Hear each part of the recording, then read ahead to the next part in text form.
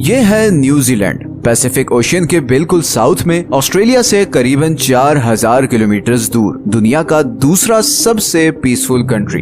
India और पाकिस्तान में रहने वाले ज्यादातर लोग मेरी तरह न्यूजीलैंड को क्रिकेट की वजह से ही जानते हैं। Brendon McCullum, Ross Taylor, Daniel Vettori. मैं तो न्यूजीलैंड को इन्हीं की वजह से जानता था, पर न्यूजीलैंड दुनिया में बहुत ज्यादा मशहूर है, खासकर अपनी बड़ी बड़ी माउंटेन रेंजेस, खूबसूरत लेक्स और हाई क्वालिटी ऑर्गेनिक फूड की वजह से। आप में से कुछ लोगों को शायद ये ऑलरेडी पता होगा कि मशहूर movie Lord of the rings की शूटिंग भी न्यूजीलैंड की इन्हीं खूबसूरत वादियों में हुई थी। न्यूजीलैंड का मौसम बिल्कुल यूके की तरह है, हल्की सी गर्मी, लॉन्ग विंटर्स और अच्छी खासी बारिश। मगर इसके बावजूद न्यूजीलैंड की पॉपुलेशन यूके की पॉपुलेशन का 7% भी नहीं। अगर आप न्यूजीलैंड का ये मैप देखें तो आपको नजर आएगा कि करीबन 80% न्यूजीलैंड बिल्कुल खाली है और वहाँ कोई नहीं रहता। न्यूजीलैंड की 70% आबादी इधर नॉर्थ में रहती है और नॉर्थ की भी 50% आबादी इस एक शहर ऑकलैंड में रहती है। इतना जबरदस्त मौसम, खूबसूरत सीनरी, लो क्राइम रेट और हाई स्टैंडर्ड ऑफ लिविंग के बावजूद 80% न्यूजीलैंड खाली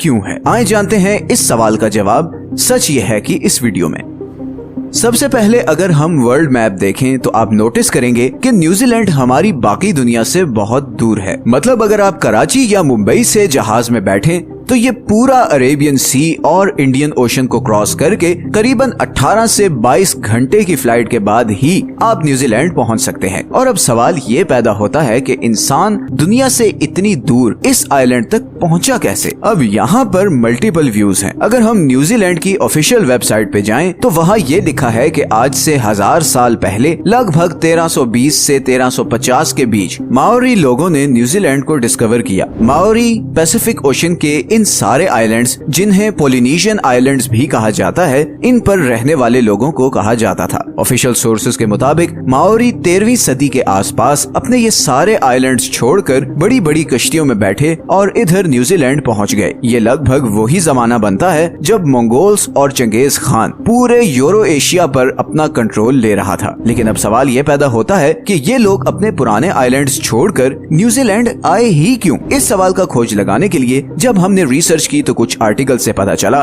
कि माओरी के अपने हिस्टोरिकल रिकॉर्ड्स में थोड़ा सा डिफरेंस है। माओरी ट्रेडिशंस के मुताबिक न्यूजीलैंड 13वीं सदी में नहीं बल्कि उससे भी 500 साल पहले अराउंड 750 एडी में कूपे नाम के एक माओरी ने डिस्कवर किया था। कूपे एक फिशरमैन था जो अपने और अपने ट्राइब के लिए मछलियां पकड़ता था। मगर फिर ऐसा होना शुरू हुआ कि जब भी वो जाल लगाता तो उसकी मछलियां उस एरिया में पाए जाने वाले ऑक्टोपस खा जाते और इन लोगों के हाथ कुछ भी न लगता।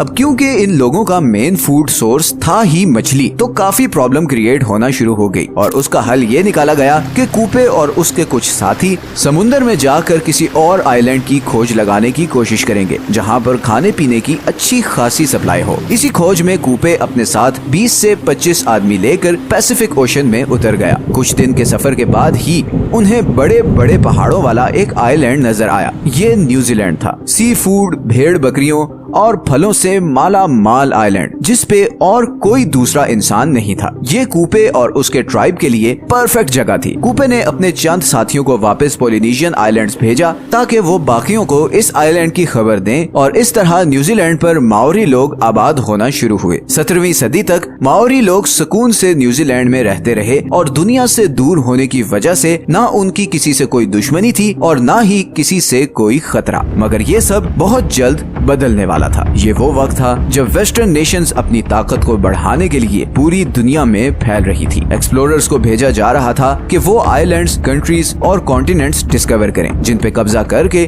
यूरोपियन कंट्रीज अपनी पावर बढ़ा सकें। इसी सिलसिले में एक Dutch explorer Abel Tasman Pacific Ocean के साउथ में किसी कॉन्टिनेंट की खोज में निकला, बिकॉज उस वक्त यूरोपियंस का ख्याल था कि इस हिस्से में कोई कॉन्टिनेंट जरूर होगा और अगर ऐसा हुआ तो वो यूरोपियन कंट्रीज के लिए बहुत सी अपॉर्चुनिटीज के दरवाजे खोल देगा। 1642 में टैस्मैन ने न्यूजीलैंड को डिस्कवर किया, मगर उसने जब वहाँ उतरने की कोशिश की तो उसकी माओरी लोगों के साथ जबरदस्त खूनी लड़ाई हुई और मजबूरन उसे भागना पड़ा। फिर 1769 में एक ब्रिटिश ऑफिसर जेम्स कुक इसी कॉन्टिनेंट को ढूंढता हुआ न्यूजीलैंड आ पहुंचा। एक दफा फिर जेम्स के फौजियों और माओरी लोगों में जबरदस्त लड़ाई हुई और उसमें कई माओरी चीफ भी मारे गए। जेम्स को वापस जाना पड़ा, मगर इस बार उसने न्यूजीलैंड और इस सारे सफर का डिटेल्ड